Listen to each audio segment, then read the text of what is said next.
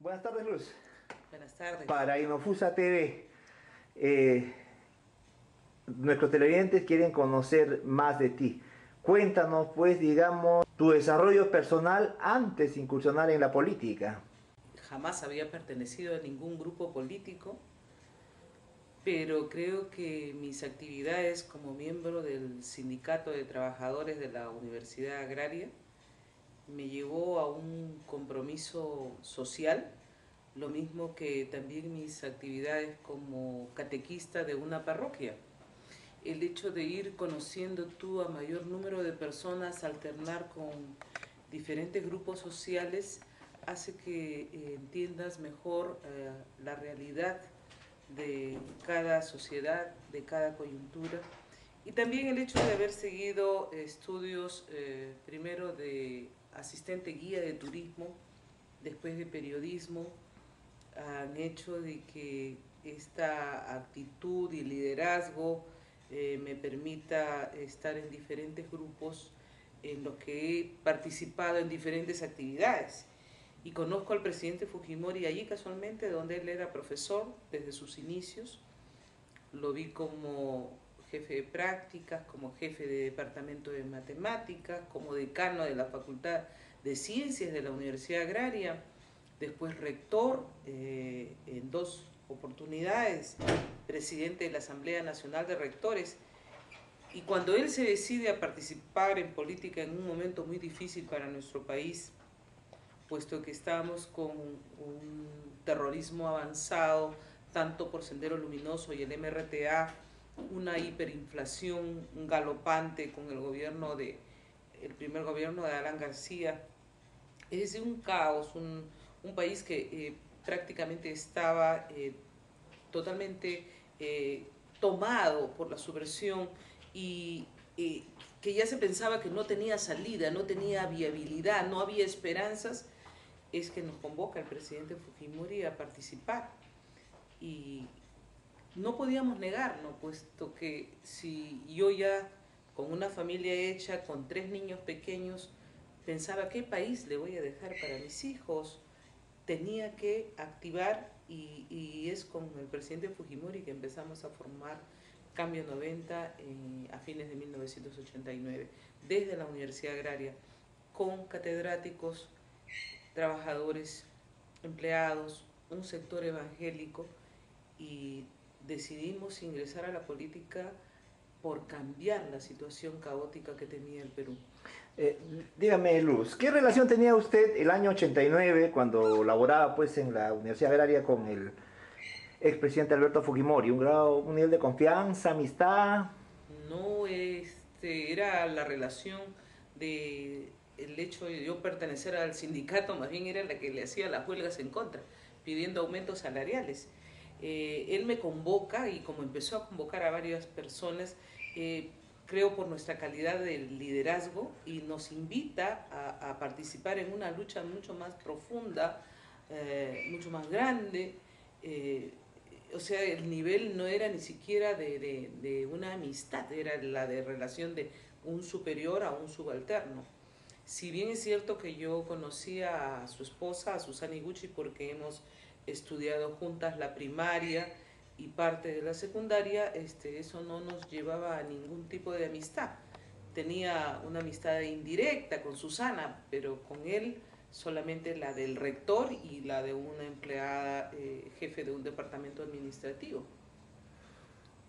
Y dígame, cuando Alberto Fujimori asume la presidencia, ¿usted qué papel desempeñó en esa primera etapa? Bueno, cuando empezamos a trabajar con el presidente Fujimori, yo me hago cargo del local, el único local político que tuvo Cambio 90, que estuvo instalado en la avenida Grau de la Victoria, y también me invitó a conformar las listas de diputados.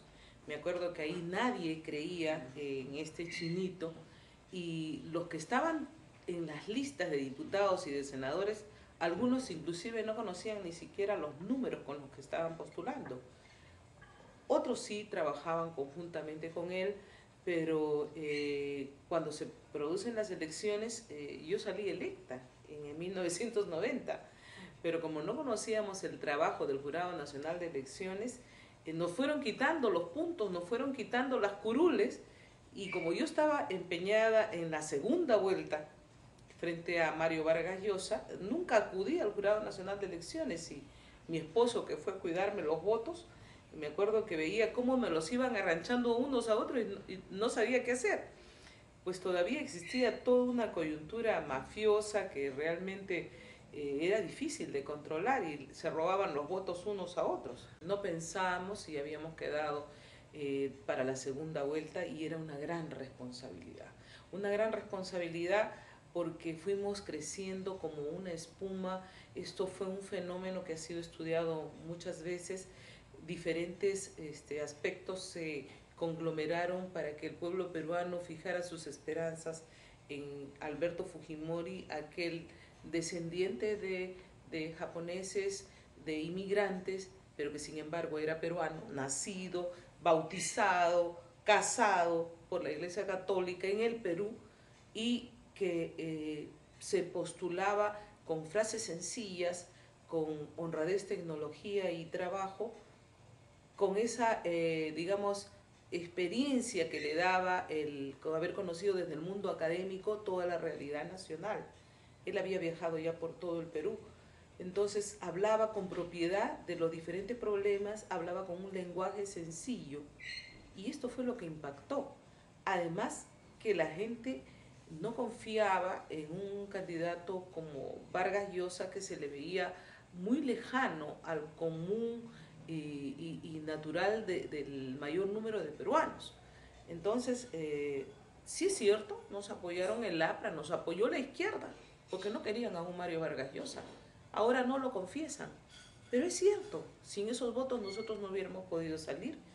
Pero además creo que fue providencial esta elección del presidente Fujimori, porque sin esa decisión, sin ese compromiso, sin ese deberle a nadie, porque no le debía a nadie, él no venía del sector empresarial, no venía del sector político tradicional, él venía del mundo académico con personas que nunca habíamos participado en política y que no estábamos comprometidas con nadie, por eso que tuvo y pudo tomar las decisiones apropiadas en momentos tan difíciles para el país. El pueblo peruano sabe de esta tradición de los Nikkeis, que son trabajadores, estudiosos, empeñosos, serios, y que cuando se comprometen con algo lo cumplen. Y era la primera vez que un Nikkei había llegado no solamente a ser rector de una universidad, presidente de la Asamblea Nacional de Rectores, o sea, como quien dice, el jefe de todos los rectores a nivel nacional, y que al postularse veían en él esa capacidad que podía poder resolver los miles de problemas que atravesaba nuestro país. Era una situación muy desesperante y los peruanos estábamos buscando una salida, una esperanza, y esa esperanza la daba Fujimori con palabras sencillas, cosa que no tenía Vargas Llosa. Y lo otro que es muy importante, lo has dicho, frente a una campaña millonaria, esta era una campaña de puerta a puerta, una campaña en la que íbamos con algunos folletos, y yo me acuerdo de algunas anécdotas porque en el local de campaña de la avenida Grau, como no habían dinero para hacer los afiches, entonces la gente me traía cartulinas dibujadas con la cara de un chinito y me decían, ¿lo puedo poner así? Y en provincias. Y yo decía, háganlo, porque no tenemos, algo tiene que haber. O sea, mucha gente no conocía al presidente Alberto Fujimori, al ingeniero Alberto Fujimori, sino tenían los rasgos del chinito. Y esos rasgos del chinito yo los estuve guardando hasta hace poco, pero lamentablemente con la salida del Congreso, cuando nos sacaron a nosotros, perdí mucho de este material fabuloso.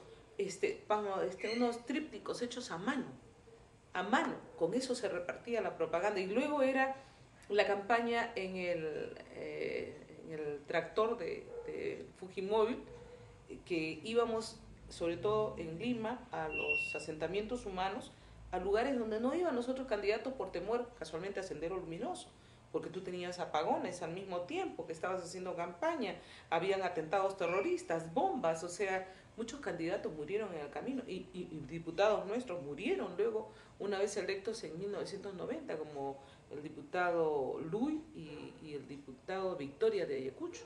los mató Sendero Luminoso. Entonces, estábamos en una coyuntura tan difícil, pero era la llegada de una persona que era igual que el poblador más humilde, que tenía frases sencillas y que no tenía miedo de abrazarse, de agarrarse a las manos, de tomarlos con cariño y no con cierta, digamos, alejamiento o precaución que demostraba el otro candidato, ¿no?